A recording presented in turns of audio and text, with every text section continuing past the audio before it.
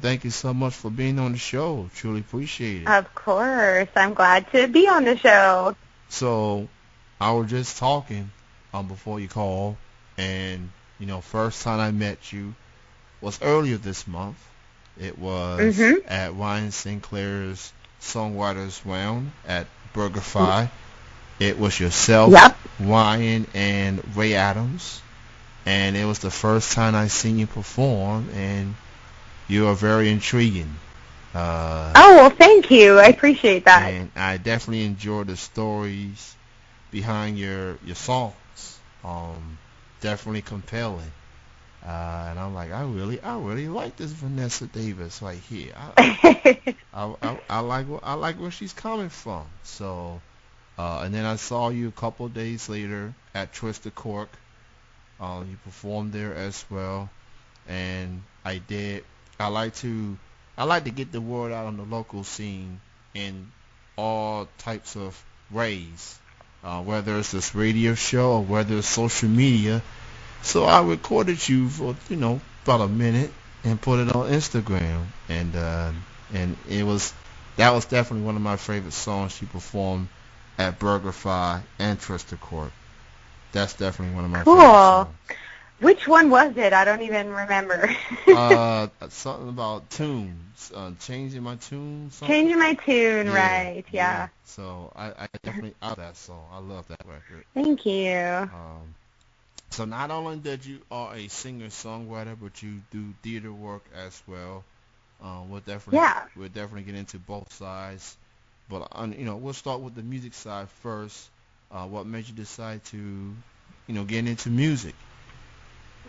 Well, to tell you the truth, it wasn't really so much of a decision as a birthright.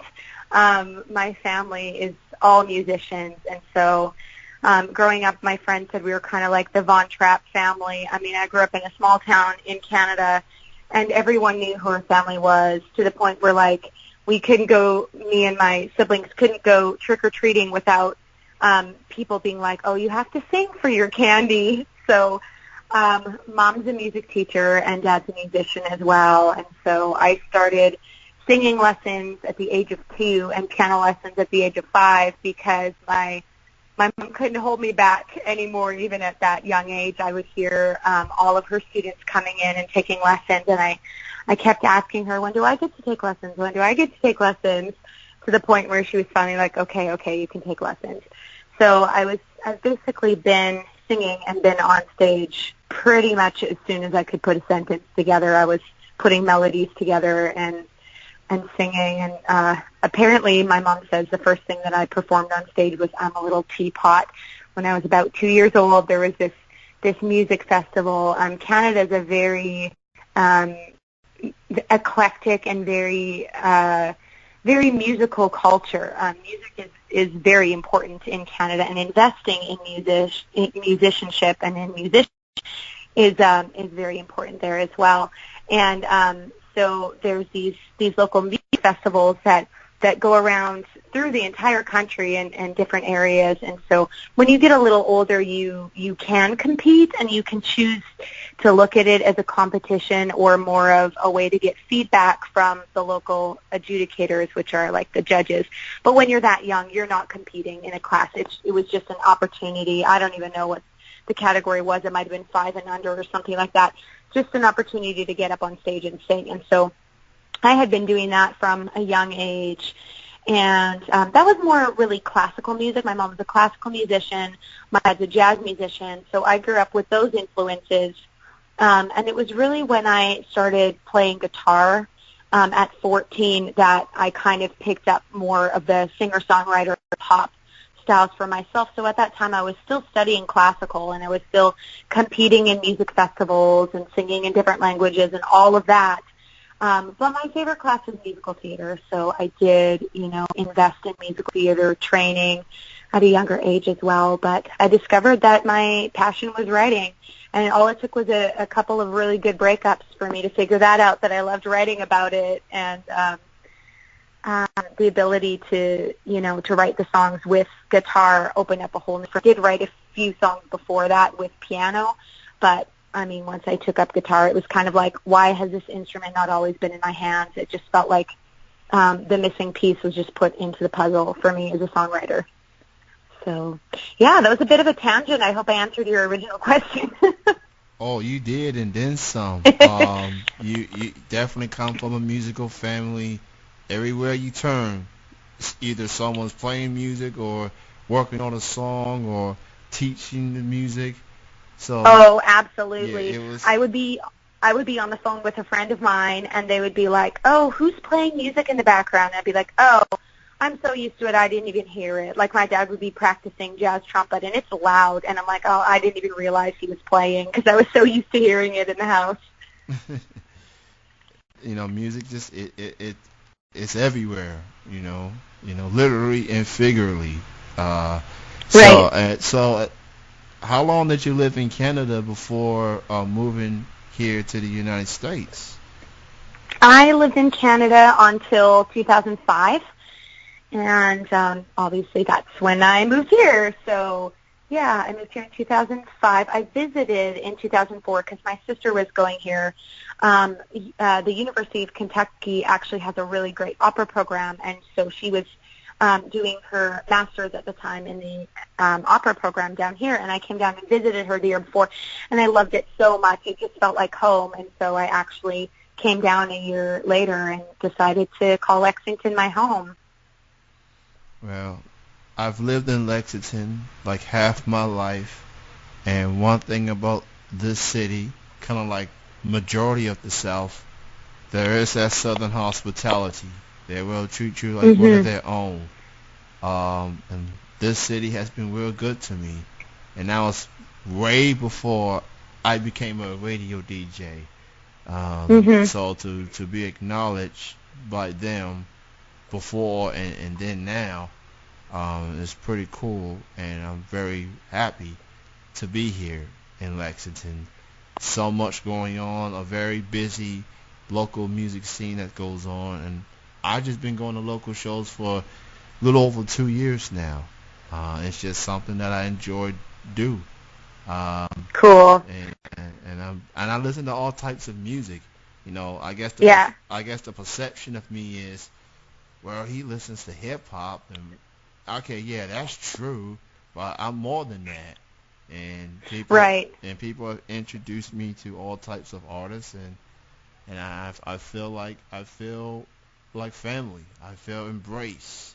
So yeah, Lexington's awesome.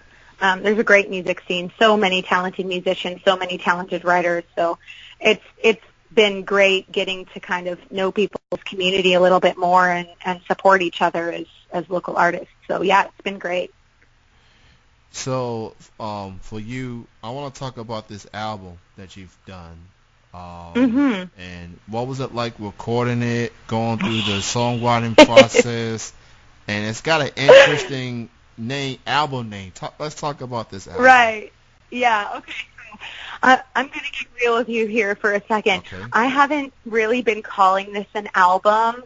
I put that in air quotes when I say it. I've been calling it a CD because it's not mixed and mastered at a professional studio. What this is my first kind of like, I'd say, garage album, which has been really fun. So I bought a whole bunch of sound equipment and have just been recording in my house.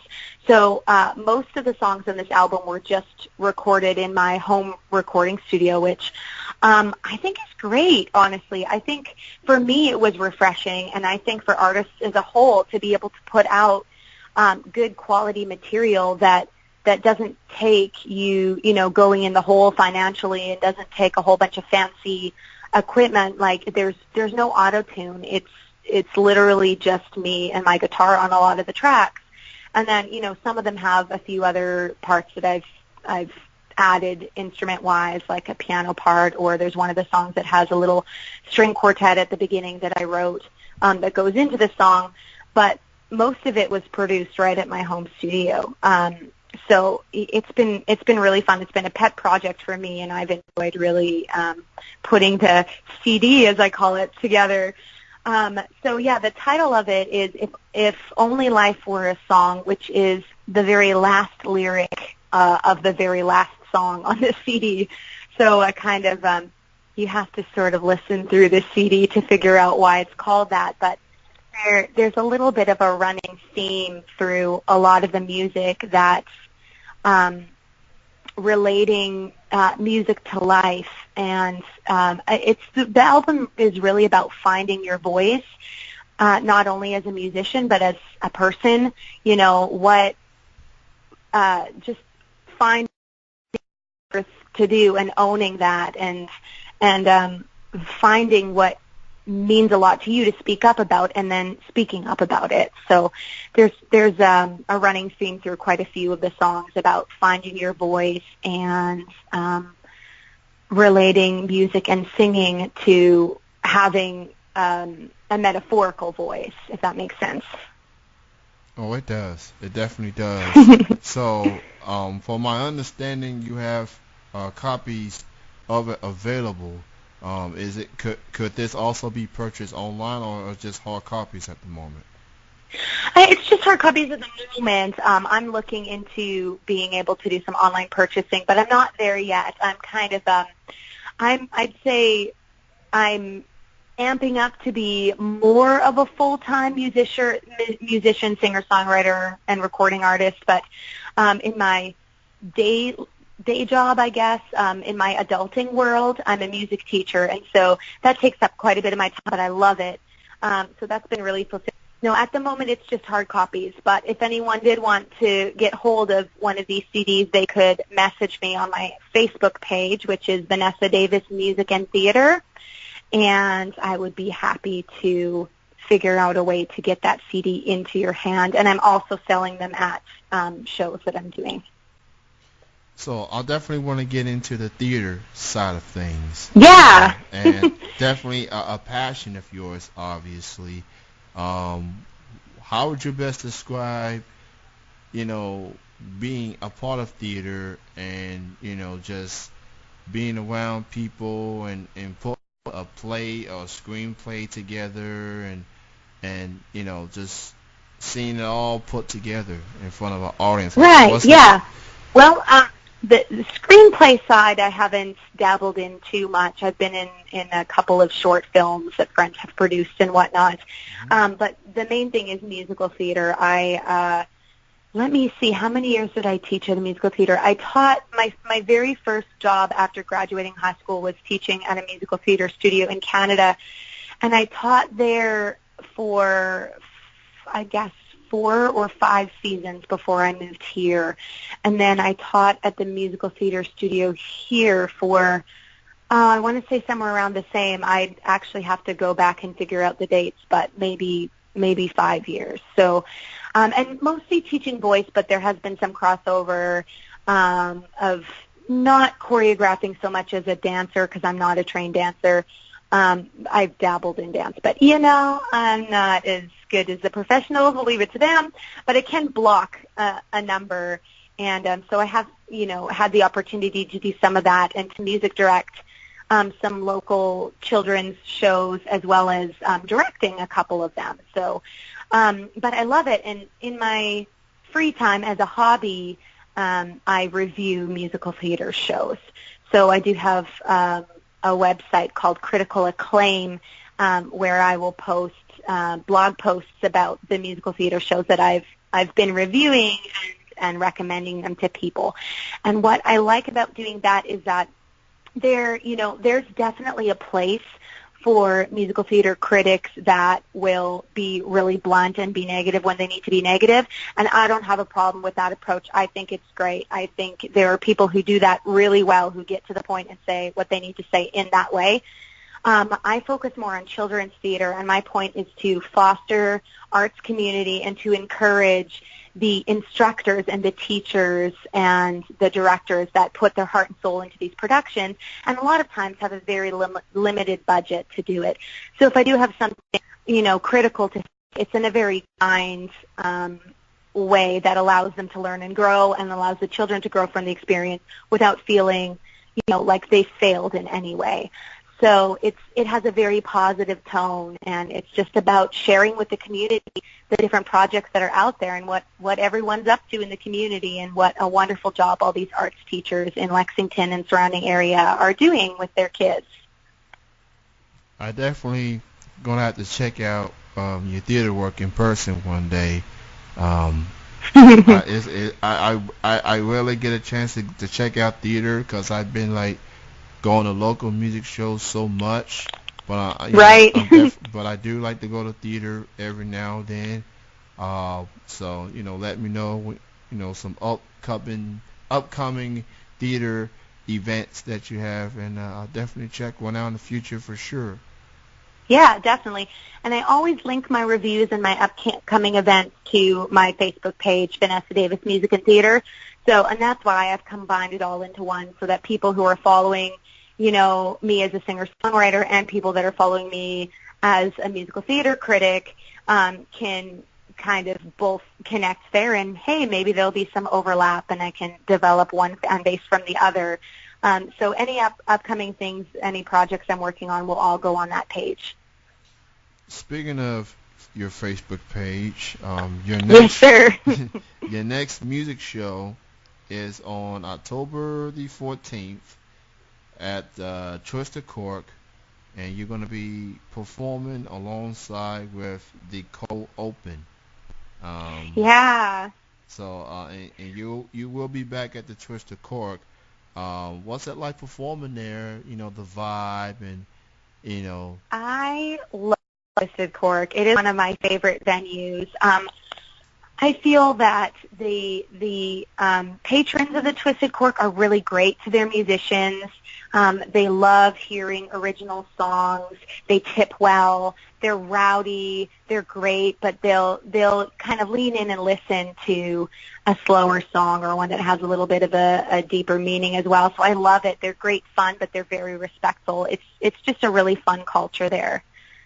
So yeah, I always enjoy playing at the Twisted Cork. I haven't created a Facebook event for this yet, but I'm actually going to be at Lucky's Market on August 26th as well, from 12 p.m. until 2:30 p.m. Just hanging out and playing. If the weather's good, I'll play outside near their barbecue area, or if not, or if it's too hot, I'll be in their cafe inside of the market. That's awesome. So all the events and other adventures, you can check out Vanessa Davis Music and Theater on Facebook, and she'll keep you posted on everything music related and theater related as well. Vanessa, it was great chatting with you. It's been great. Thanks, Kenny. Thank you so much, and continued success in music and theater. And if I don't see you on August 26th, I'll see you October 14th. Perfect. Thanks so much. You have a good night. Have a good weekend. You too. All right. Bye-bye.